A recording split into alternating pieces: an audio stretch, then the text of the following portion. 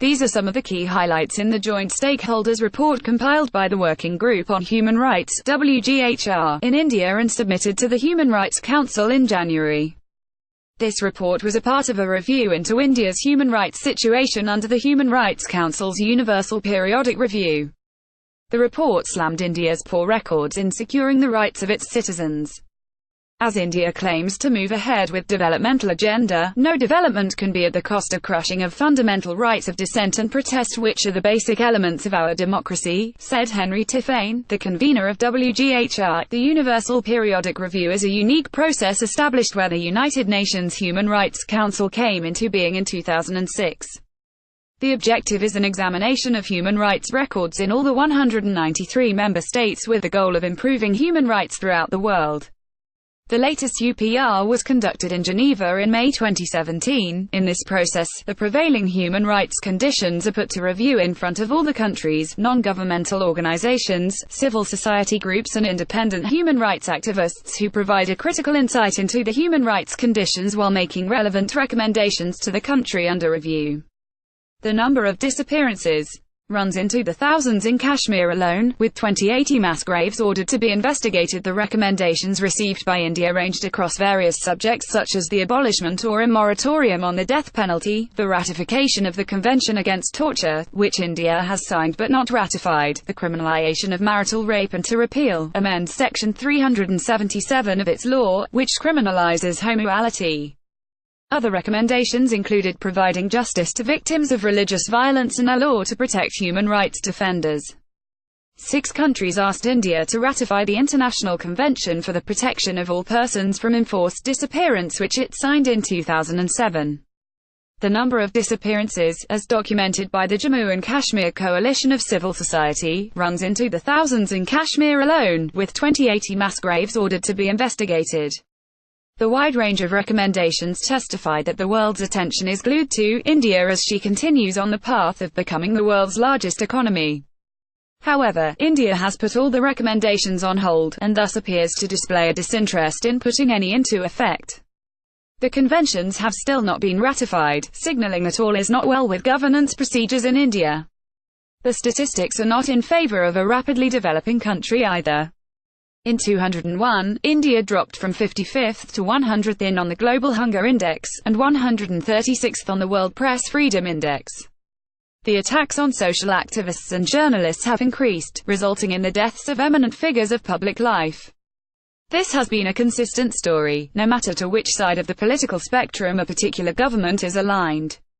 Ijaz Ashraf Wani, who teaches at Kashmir University, blames the appeasement politics that parties practice to woo certain communities and secure the votes, which in turn results in unequal development. There is also a huge difference in the expenditures in social service and defense sectors as the latter incurs more spending, he adds.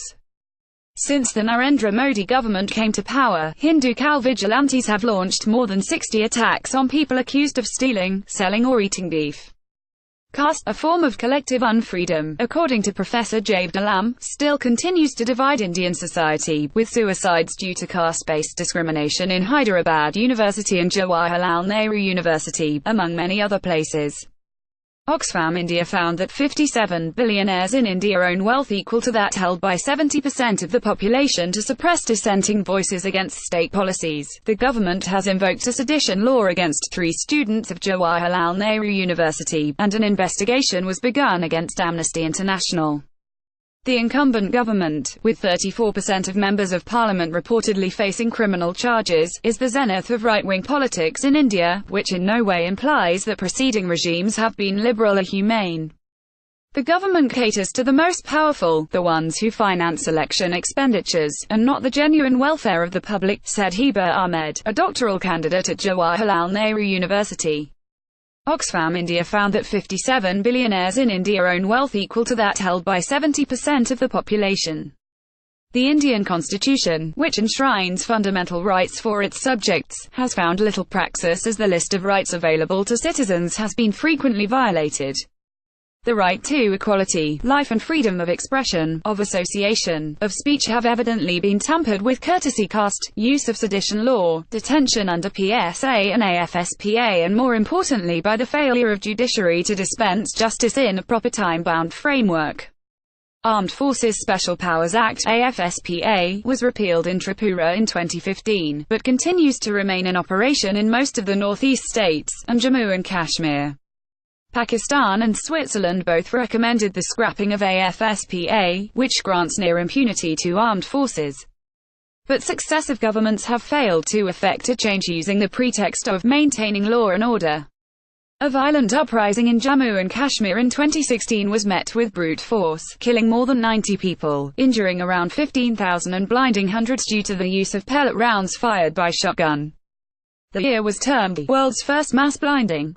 The Public Safety Act, described by Amnesty as a lawless law, was used to detain thousands of alleged protesters. In August 2016, India as well as Pakistan denied access to Jammu and Kashmir to the office of the UN High Commissioner for Human Rights on a fact-finding visit. The record of India as put forward in the Universal Periodic Review suggests that India has a long way to go before the claims of world's largest democracy can be substantiated. Rufdar is an analyst based in Kashmir. Opinions expressed in this article remain those of the author and do not necessarily represent those of the New Arab, its editorial board or staff.